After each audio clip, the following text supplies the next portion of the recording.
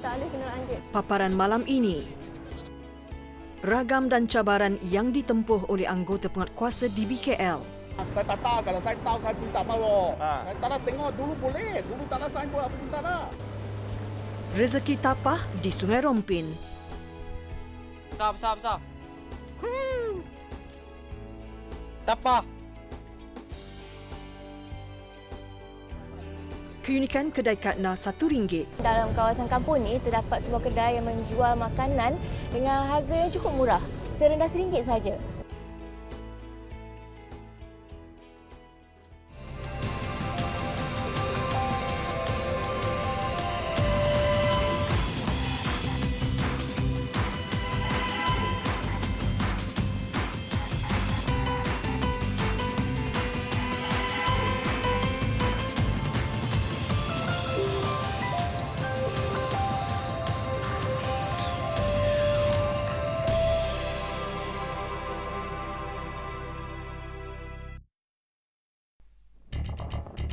Kesesakan jalan raya di Kuala Lumpur dirumitkan oleh sikap pemandu yang mementingkan diri sendiri.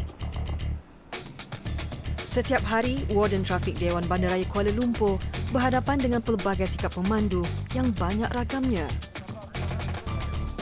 Sini banyak-banyak tak mau ambil gambar. Sini mau ambil gambar tak? Tak boleh bagi chance tak? Bagi chance. Saya tak tahu, kalau saya tahu saya pun tak mahu. Saya tak nak tengok dulu boleh. Dulu tak nak saya buat apa pun tak nak. Minta alih kena anjit. Sini juga tadi saya cakap tak nak saman. Dia buat saman buat apa? Buang saman lah, Bang.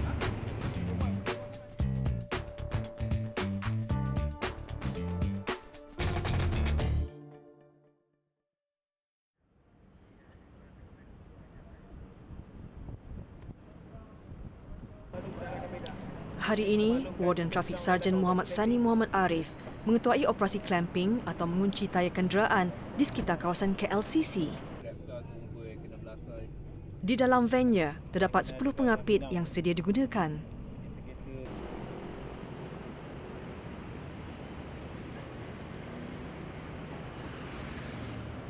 Biasanya waktu puncak tengah hari bawa kereta ni akan banyak. Jadi sini banyak. Dia urusan hantar-hantar bos. Jadi dia menunggu kereta. Jadi dia banyak menunggulah. Biasa tengah hari ni biasa lunch hour. Dalam urusan bil tu biasa dia akan tinggalkan kereta parking lah.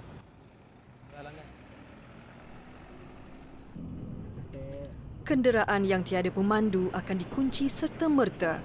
Jika pemandu tidak membayar samannya dalam tempoh 4 jam, ia akan ditunda.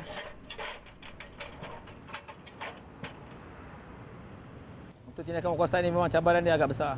Jadi kita berhadapan dengan orang awam ni, pelbagai jenis, keadaan ragam dan kerenah lah warga kota ni.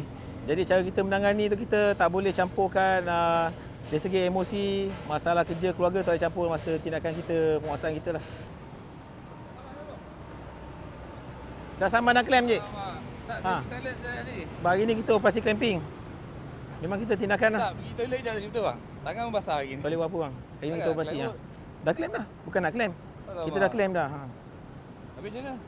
Okey, untuk misal buka claim ni, upah kapit 50, sama 50. Kita akan keluarkan terus bil lah Kak Encik. Tak ada cerita bang. Tak boleh. Tapi tanda kejap ni. Tak boleh. Kita dah claim, kita dah lapor pejabat. Jadi kat situ dia dah ambil butiran lah. Kendan saya tak boleh lepaskan tanpa bayaran macam tu je. Jadi tindakan kita ni pertama sekali kita berhemah. Jadi sambil kita ambil tindakan tu, berhemah tadi tu menunjukkan imej kita sebagai seorang warden trafik. Sekiranya kita pun sama-sama provoke public, jadi perkara ni akan dilihat secara tidak profesional lah. Mastura Masri dan rakannya Izzati Sulaiman, dua pegawai penguatkuasa yang ditugaskan untuk memantau di kawasan Brickfield. Keadaan jalan yang sesak antara cabaran mereka setiap hari. Bang, minta jalan dulu, Bang. Tak apa, Abang buat pusingan dulu.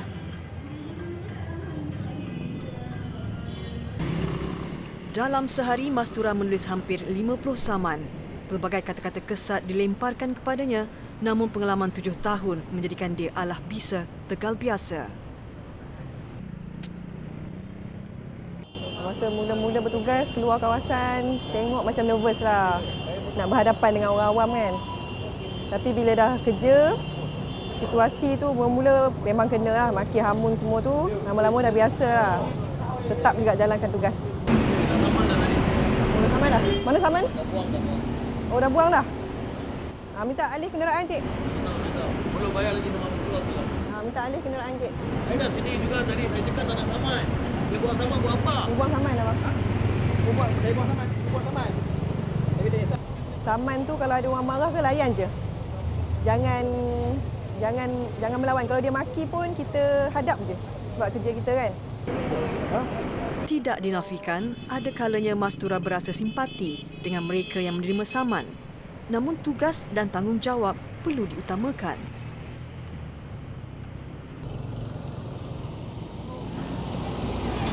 Sekejap, Dek.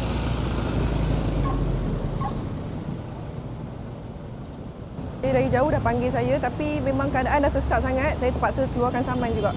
Sebab memang dah sesak. Jadi saya rasa saya bekerja tapi rasa kejam lah sebab dia ni, tapi dia parking pun tempat yang salah. Jadi saya tak nak kena keluarkan tindakan. Kak minta maaf, sini larangan berhenti ya, Kak. Terima kasih banyak ya. Ya, sama.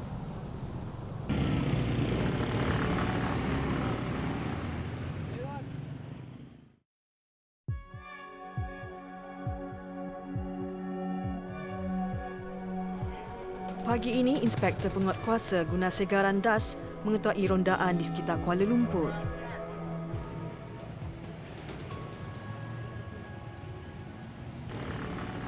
Tugas pertamanya adalah operasi menyaman pejalan kaki di tempat larangan.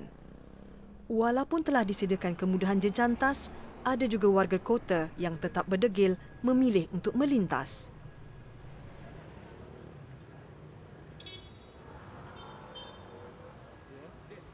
Walaupun dia nampak beruniform, kita pun kadang-kadang fikir apa dia anggap dia. Dia tahu uniform ada sebuah tindakan, tapi dia nak juga jalan. So mungkin dia rasa dia tak bersalah lah. Bila ditahan, baru dia akan sedar. Dia kata, oh iyakah. Itu ada excuse. Kemudian mau boleh bayar kalau nak bayar. Saya tak ada duit ni. Saya faham you tak ada duit. Bila you tak ada duit, you kena ikutlah prosedur. Tu kita jalan sambil ikut jalan mah. Kereta jalan memang ikut jalan kereta. Kereta memang jalan. Kita gunakan jantas. Okey, 14 hari. You boleh bayar. No problem. Tak ada masalah. Kalau masa tu tak ada duit. Mesti ada duit. Carilah. Curi dah. Saya curi dah. Tak nak, saya curi dah. Saya bukan panggil you curi. Saya panggil you cari. Tak ada duit, saya curi dah. Itu saya tak boleh cakap lah. Itu terpulang pada you. Itu tak ada duit, saya curi dah. Akhir yang tanya pasal you curi. Nak bayar ni. Nak mau bayar? Okey, sudah. Okey, alright. Bye. Okey, jalan.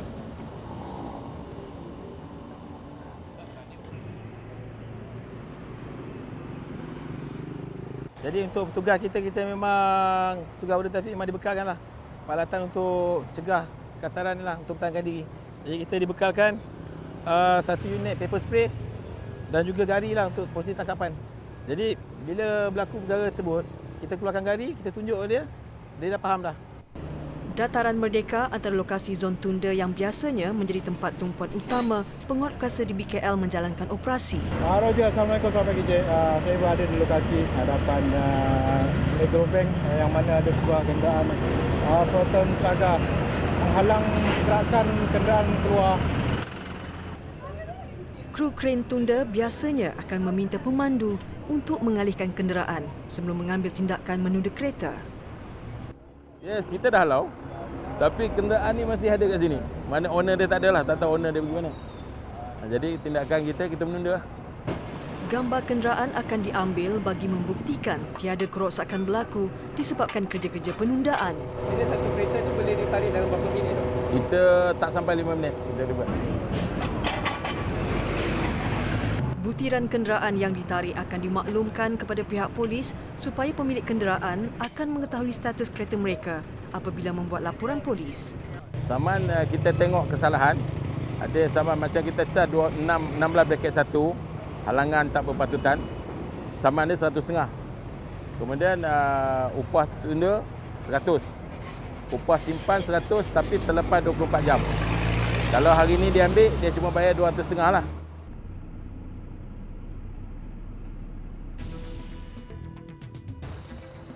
Ni kosan. And then it's down to Blik Jamaat. So You come Malaysia, you follow Malaysia law. Here cannot park.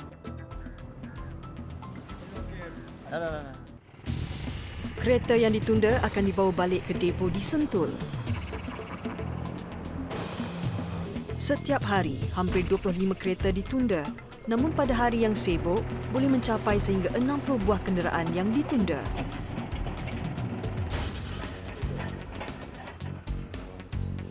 Kebanyakan kereta yang ditunda ke depo ini disebabkan oleh aduan yang diterima oleh DBKL. Kenderaan yang menghalang rumah orang dan kenderaan lain menjadi punca kemarahan penduduk di ibu kota. Jadi bila dah horn mungkin lama, owner tak datang, dia tulis perkataan macam ni lah. Jadi kebetulan pula dia komplain dengan bandarai datang ke tarik. Bila tarik, perkataan apa yang dia tulis tu orang tak buang, biar kat situ lah, biar owner dia faham lah. Dia tulis macam-macam ayat, nasib baik dia tulis kat kertas. Kalau dia spray kat cermin. Kebanyakan pemandu akan mengambil kenderaan pada hari yang sama kereta mereka ditunda.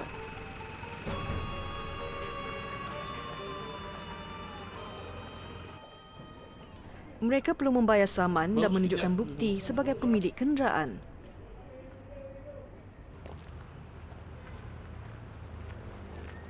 Jalan pun tadi bukannya jam sangat, tak ada. Jalan clear. Dan kalau orang berhenti sekejap nak pergi ambil barang dan masuk pada kereta dalam tempoh 10 minit, 15 minit, kita minta benda reconsider lah. Orang macam ni kan, janganlah apa ni. Kalau tempat tu mencukupi parking betul dan orang boleh letak kereta, parking awam ni cukup, kita rasa bandar patut sediakan tempat tu dulu dan baru kita buat kesalahan macam tu, barulah disamakan kita. Masalah parking sebab dia beli kereta, dia tak ada parking di BKS, sediakan parking tapi dia kena carilah parking. Kalau parking ikut ni mungkin dalam bank pun dia nak masuk kereta.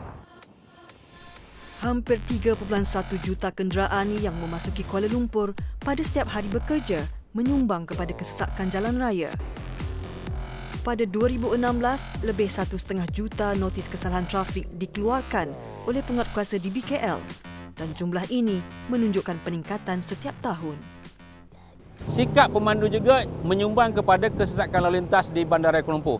Antaranya pemandu-pemandu suka meletakkan kenderaan berdekatan dengan lokasi tempat mereka tuju dan mereka meletakkan kenderaan di tepi garisan kuning, di persimpangan dan sebagainya yang menyebabkan berlakunya kesesakan lalu lintas.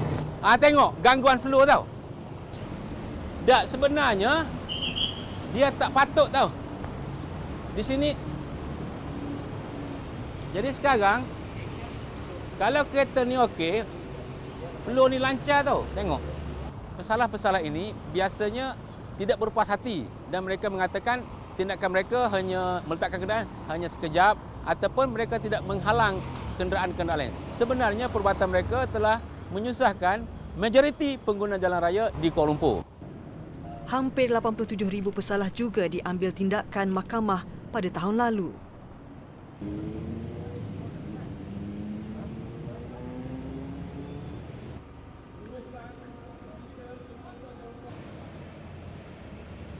Biasanya yang notis compound ni untuk motosikal dia letak kat mana ni?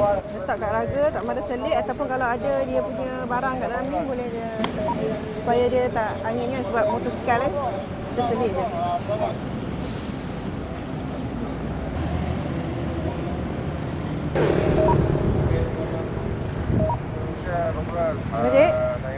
Cik, sini tak boleh parking lah cik. Tak minta alih dulu sebab ni saya kaki masih alihkan kenderaan lah.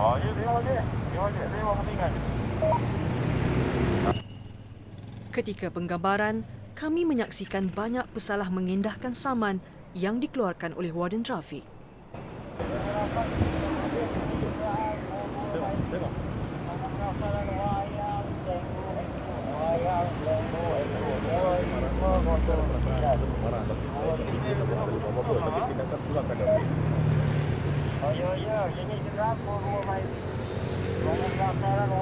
Yang ni apa?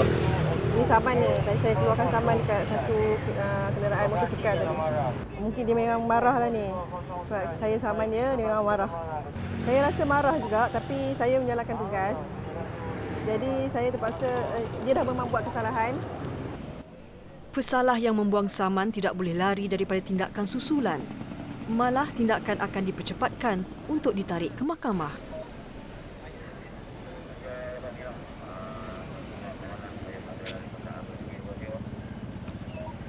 Ambil gambar semua, bagus lah. Orang sini banyak-banyak tak mau ambil gambar. Ini mau ambil gambar kah?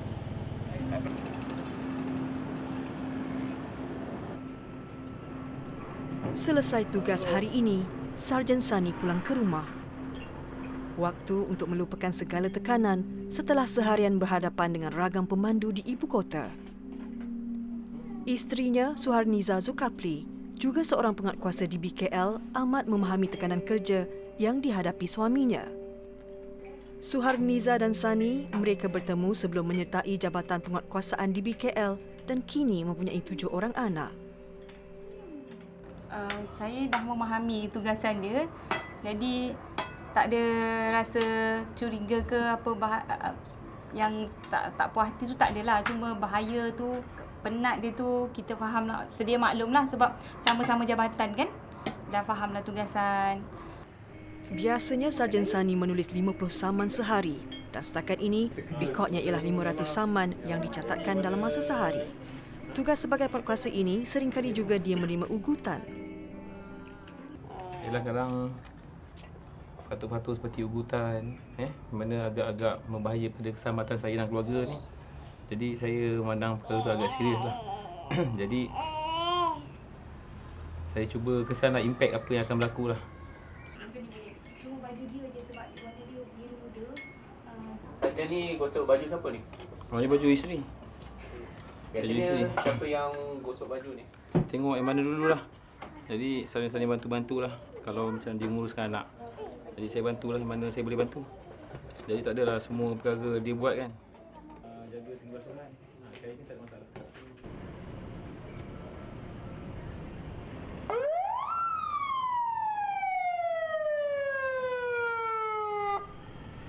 Pada tahun lalu, hampir 8,000 kenderaan ditunda. Kawasan yang sesak seperti Brickfields antara tempat rondaan kren tunda penguatkuasa di BKL. Kenderaan ini yang diletakkan di tempat pemunggahan perlu ditunda serta-merta kerana ia menghalang lori yang mengangkat barang. Alat Gojek digunakan untuk menolak kereta ini supaya ia lebih senang ditarik oleh kren tunda. Kereta tu dah bergerak, macam tadi kita dah halau bergerak, tapi kereta lain pula akan masuk. Dia tengok, wah sini tempat boleh parking. Jadi dia tak baca benda tu yellow line ke tak boleh parking, dia tak baca. Jam 1 petang, Inspektor Rosli berada di Jalan Raja Laut.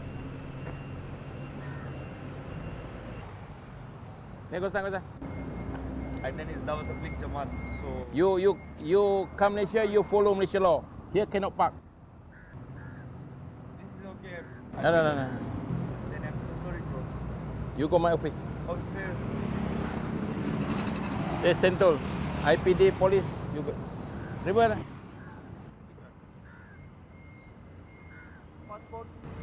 Dia alasan dia makan, dia jadi parking tak ada parking dia. Jadi masalahnya bila nak makan ni pun kalau boleh carilah parking. Sebab makan ni dia bukan dalam masa 1-2 minit. Kalau orang kata kalau terkencing tu mungkin bolehlah kita alasan, kita terima kan. Tapi ni kalau depan restoran pula tu makan. Jadi dia ambil kesempatan parking, sini tak apa parking tak payah bayar. Tapi nasib tak baik kita angkat. Jam 8 pagi. Waktu wajib kesemua anggota penguatkuasa di BKL berhimpun setiap hari sebelum keluar meronda. Tarikan kepada baju beruniform antara sebab ramai anggota memilih menjadi warden trafik. Setakat ini terdapat hampir 250 warden trafik untuk menjaga seluruh kawasan ibu kota. Selesai pembarisan pagi, bermulanya penugasan rondaan yang dilakukan berpasukan antara 2 hingga 5 orang. Selain daripada jalan raya, mereka juga perlu memastikan laluan jalan kaki tiada halangan. Dia menghalang pejalan kaki. Ini laluan untuk orang jalan kaki. Dia tidak boleh letak di sini. Dia sepatutnya apa urusan dengan perniagaan di dalam, bukan di luar sana.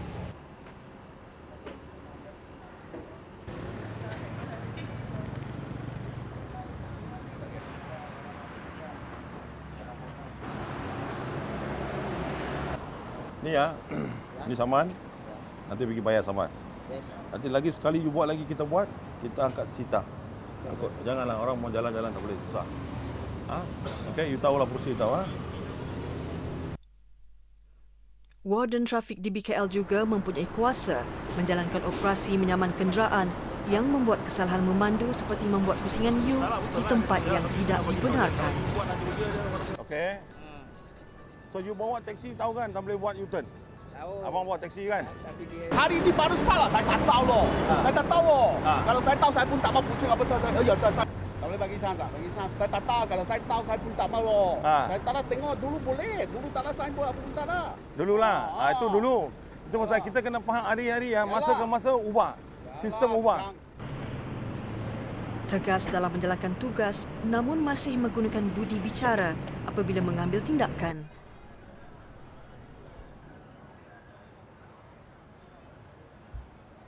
Oh, pakcik ni tidur. Hoi. Hai pakcik. Selamat pagi. Oh, selamat tengah hari lah pakcik. Pakcik dah letih tak? Pakcik tengok sekejap. Pakcik letih tidur. Tapi tidur kat tempat yang tak selamat, seleko. Kalau bas masuk, gam kena. Minta jalan pakcik ya. Okey, pakcik.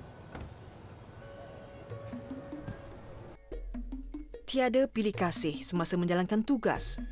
37 tahun berkhidmat sebagai penguatkuasa di BKL, Gunasegaren sendiri pernah disaman oleh anggotanya. Saman memang pernah saya kena. Saya memang anggota saya pernah saman saya. So saya rasa saya tak perlu merayu ataupun nak komen. Terima saja. Sering dimaki oleh pesalah, namun ada kalanya juga warden trafik mendapat pujian daripada warga kota. Ini memberi semangat kepada mereka untuk menjalankan tugas. Yang kereta lain tu dia horn atau dia buka tingkap, terima kasih, dia tunjuk good lah, itu je lah. Masa datang kita macam bangga lah sebab tugas kita, orang kata tugas kita tu orang hargai. Sebenarnya kita pun ada perasaan, kita pun ada tanggungjawab. Tanggungjawab petugasan, tanggungjawab family, tanggungjawab pegawai, tanggungjawab publik. Sebenarnya warden trafik, satu warden trafik yang berdiri atas jalan itu memberi keselesaan warga kota, dia bertanggungjawab kepada warga kota untuk beri keselesaan. Tapi warga kota kena sedarkan sekiranya jalan itu clear, kena sedar. Jangan anggap jalan itu clear, agensi lain yang buat tindakan, tapi warden trafik. Mereka memegang amanah yang diberikan oleh Datuk Bandar Kuala Lumpur untuk memastikan keselamatan dan kelancaran trafik di sekitar ibu kota. Pelbagai ragam dan cabaran yang ditempuh menguji kesabaran serta kredibiliti mereka, namun tidak sedikit pun melunturkan semangat setiap anggota yang digelar Warden Trafik Kuala Lumpur.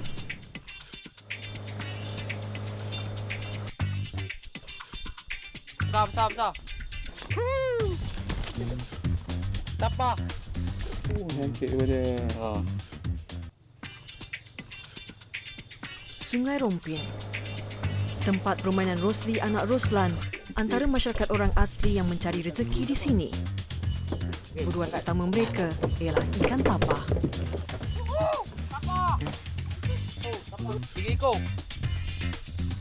Besar. Tapa. Cantik pada. Ikan tapah juga antara hidangan makanan laut yang mendapat permintaan tinggi di kalangan penggemarnya.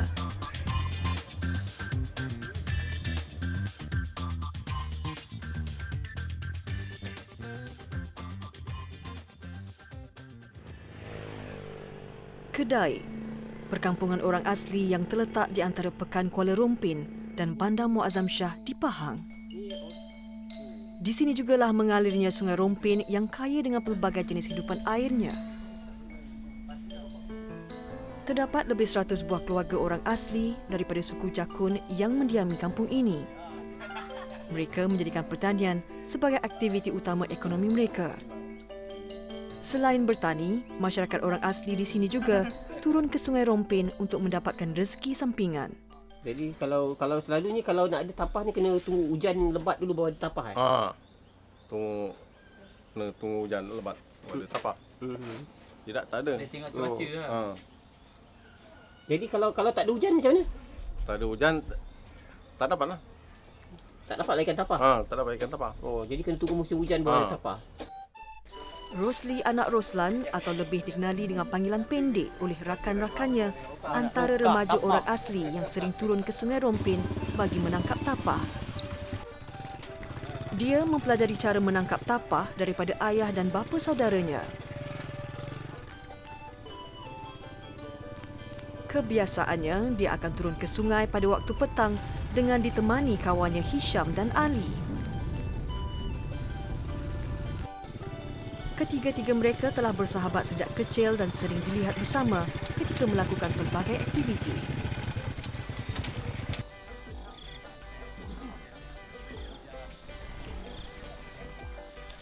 Untuk menangkap tapah, masyarakat orang asli di sini menggunakan jaring khas yang dipanggil lukah. Berbeza dengan lukah tradisional orang Melayu, lukah milik orang asli di sini jauh lebih besar. Kebiasaannya, ia mempunyai ukuran tinggi 1.5 meter dan hampir 4 meter panjang. Beratnya pula mampu mencecah 40 kilogram.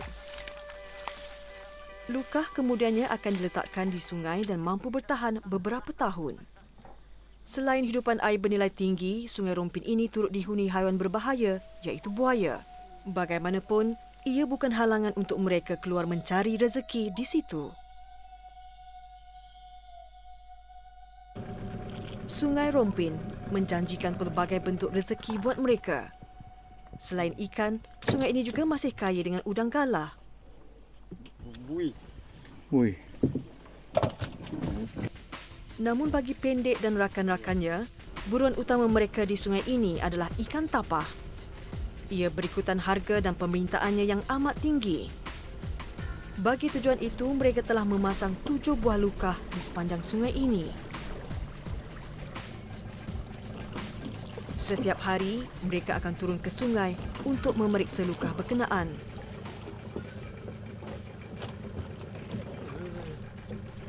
Kerja menaikkan lukah agak sukar kerana selain saiznya yang besar, lukah yang telah lama terendam juga menjadikannya lebih berat. Teknik yang betul diperlukan untuk menaikkan lukah. Sedikit kesilapan boleh menyebabkan mereka terhumban ke dalam sungai atau lebih teruk lagi, bot mereka boleh terbalik.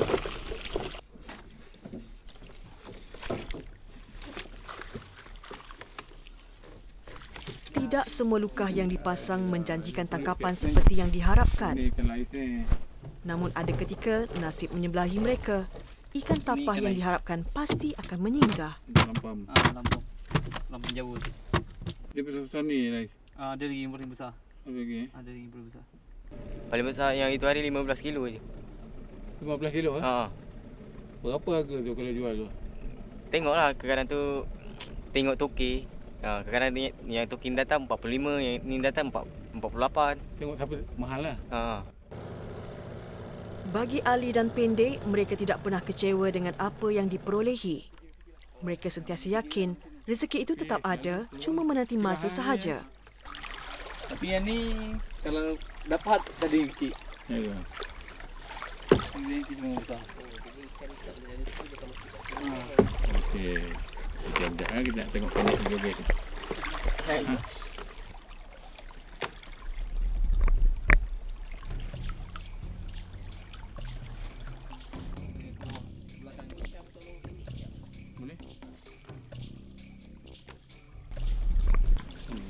Seperti lukah pertama, lukah yang dinaikkan ini juga kosong. Ada. Ada orang nanti. Tak ada rezeki. Tak ada rezeki. Buruan masih terus dilakukan. Sungai Rompin terus diredah dengan penuh harapan. Bagi Ali dan Pendek, mereka yakin salah satu lukah yang dipasang pasti memberi hasil seperti yang diharapkan.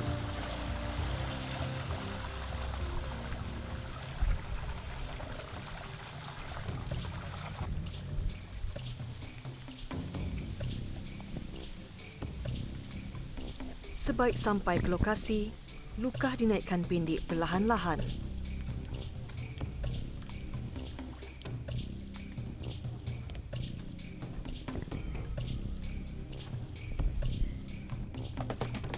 Nyata pada kali ini, nasib bersama mereka.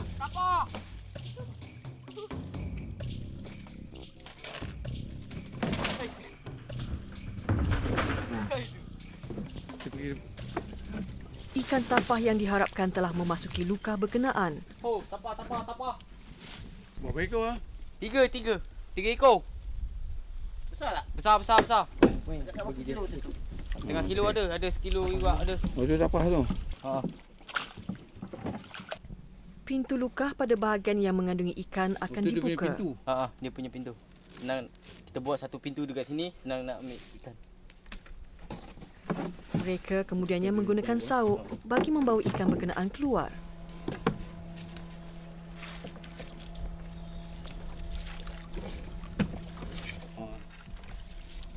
Ambil sekali ya.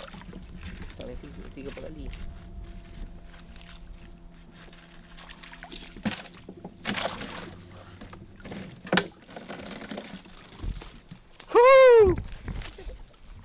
Tapah. Gubi. Ni kaloi. Yuk tapah sikit. Ni tapah. Ikan tapah. Ni muka dia. Muka jap yang besar. Pendek letakkan depan kamera pendek. Macam tu. Nampak? Kejap pelan-pelan. Cantik kepada. Ini berapa berat ni pendek? Setengah kilo ada. Setengah kilo Jual berapa tak? Jual ada 50 sekilo. Oh, setengah kilo dah 25 lah. Okey, berapa bekal? Tu ikan apa? Ikan ubi. Ini pun mahal juga Kobi ni agak berapa sekilo Sekilo 80. Oh, 80. Yang ni berapa berat ni? Ada setengah kilo juga. Tapi dia ni pusat dia ni tak boleh nak pegang. Cepat mati. Ini boleh-boleh lagi lebih besar lah. Okey. Selepas hasil diperolehi, Lukah diturunkan semula dengan harapan lebih banyak rezeki baru akan diperolehi mereka pada hari berikutnya.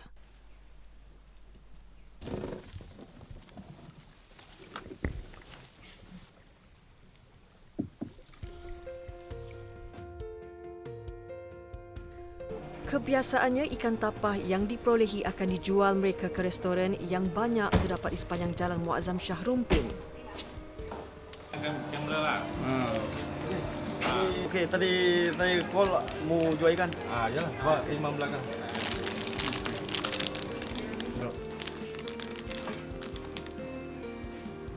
Harga ikan ni 25. Okey. Chiu Si Hun, antara pemilik restoran yang membeli ikan segar daripada orang asli kedai untuk hidangan pelanggannya. Ikan tapah tu, kalau orang datang sini, ikan tapah tu selalu diminta masak apa selalu ni? Selalu dia steam lah. Steam. Kuah lah kalau kuah macam tu. Ada customer nak makan pedas juga ada. Walaupun hidangan ikan tapah agak mahal, keunikan rasanya menjadikan ia terus mendapat permintaan daripada penggemarnya. Apatah lagi apabila ikan yang dihidangkan itu masih segar.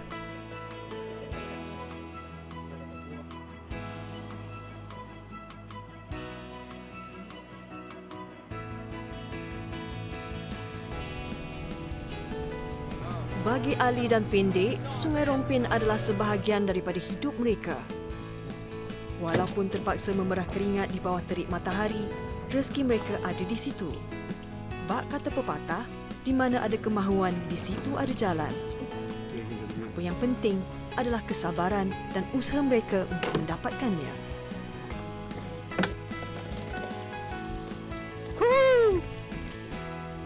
Tapah.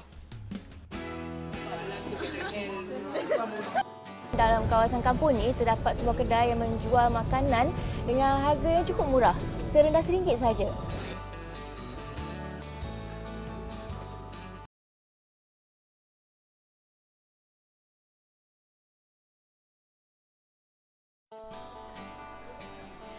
Pulau Pinang dianggap sebagai syurga makanan.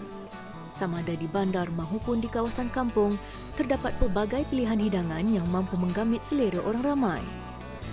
Meskipun dengan keadaan ekonomi semasa, terdapat mereka yang masih menawarkan menu pada harga berpatutan. Kru Majalah 3 menjelajah ke utara semenanjung Malaysia bagi meninjau sebuah kedai yang dikatakan menawarkan pelbagai pilihan makanan dengan harga murah.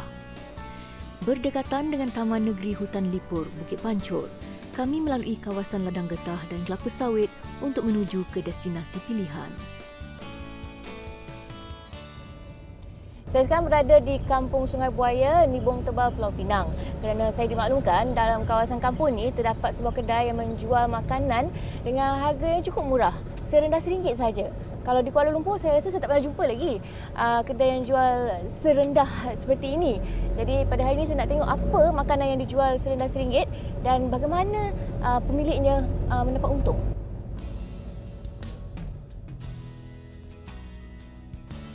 Kedai Kak Na yang dibuka pada jam 12.30 tengah hari ini cukup terkenal dalam kalangan penduduk sekitar. Mazlina Muhammad Hashim, 33 tahun, lebih mesra dengan panggilan Kak Na. Dia menguruskan kedai ini sejak tahun 2007.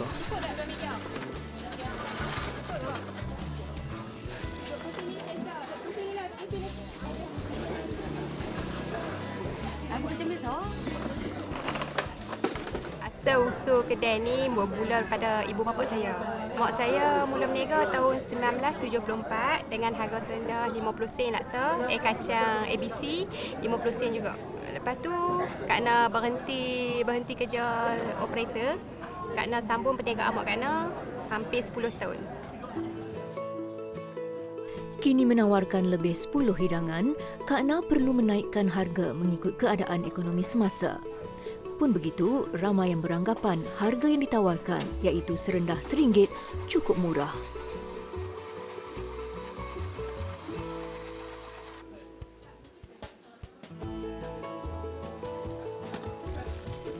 Kedai ini menawarkan masakan kampung dan laksa antara menu popular di sini. Keluarga Kak Na turut membantu menguruskan kedai ini, termasuklah suami, ibu dan bapanya. Lazimnya mereka menyediakan makanan di rumah pada sebelah pagi. Namun, jodah ringan turut disediakan mengikut permintaan pelanggan. Saya telah memesan semua makanan yang berharga RM1. Nah, ini yang saya dapat. Bihun sup, laksa dan juga ABC. Tengok ABC dia cukup besar dan banyak juga isinya. Bukan ABC saja. Bihun sup pun memang hidangannya cukup besar dengan ayam dia pun cukup banyak dalam ni. Laksa dia pun memang besar hidangannya. Dan saya tak sangka boleh dapat semangkuk ni dengan harga RM1. Cuba pula lah.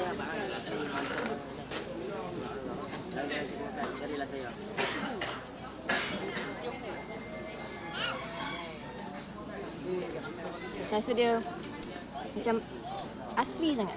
Macam orang kata masakan kampung, berbeza dengan masakan kat bandar. Selain menu RM1, pelanggan boleh memesan hidangan yang lebih istimewa dengan harga mencapai RM3.50. Laksa saya tak ada belacan. Mi kuah, bihun sup semua resepi ibu bapa saya. Saya masak saja. Maknanya resepi tu yang dikekal daripada tumbuh. Daripada arwah tok saya lagi. Dia minta dia maju lah resepi semua tu. Ajak dia mula dia kata tu ajak dia buat. Tu dah semua dia buat sendiri. Cik tak gaduh. Kedai yang terletak dalam kawasan kampung semakin mendapat kunjungan daripada masyarakat luar. Ini memandangkan terdapat satu destinasi tarikan orang ramai berhampiran kampung ini yang dibuka pada tahun 2008.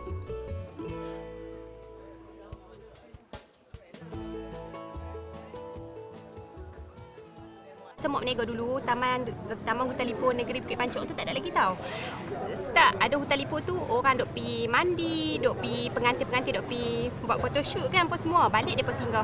Singgah adalah sikit-sikit pendapatan bertambah lah. Tapi tak ramai macam ni. Sejak ada Facebook ni, makin berkembang.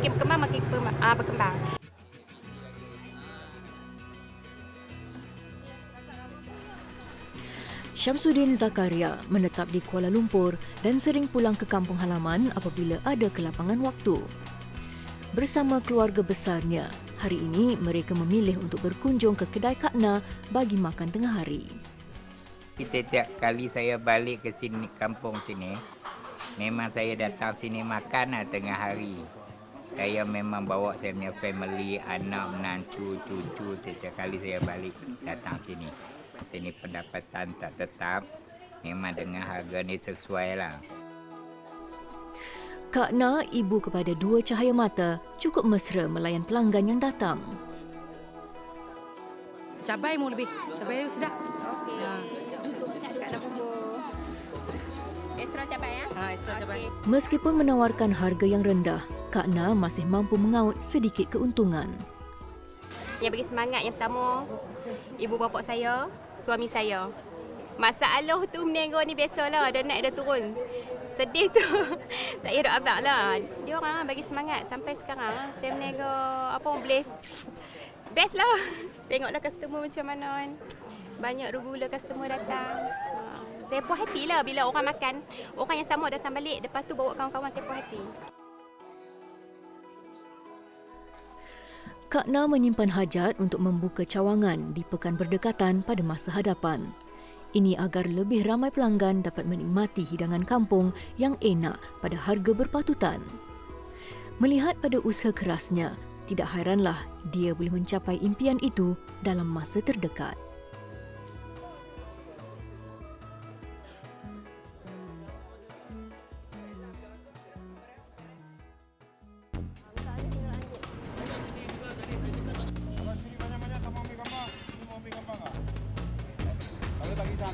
Saya tak tahu, kalau saya tahu saya pun tak tahu loh. Saya tak nak tengok dulu boleh, dulu tak nak saya pun tak nak.